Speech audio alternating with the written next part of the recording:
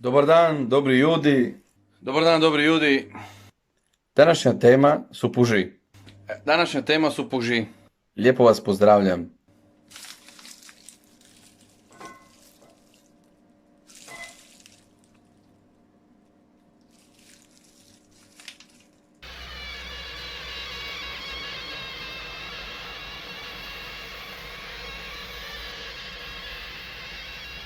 Što reći o pužima? Puži su od davnina visoko kvalitetna i visoko cijenjena namirnica u Pagu.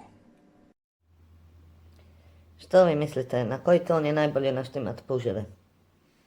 Ja mislim da je najbolje na cis naštimat. Na cis. Puževe najbolje naštimati na gis. Gis.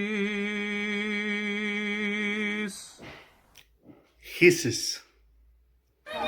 Možda bi bilo dobro i kad bi bili na fiš. Jako je. Ej, slušaj. Ovo nešto govorio. To francuski, je pu. Može.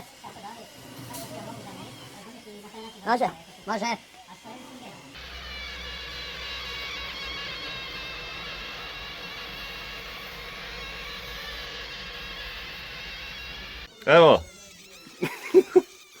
Na koliko? Na cis. Da je bar B. Evo. Fermaje, dobro.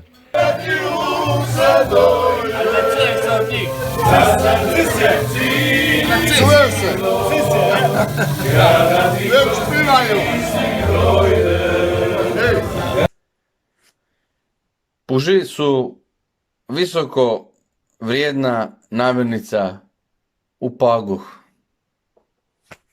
Doviđenja, do slušanja i gledanja. Lijepo vas pozdravljam.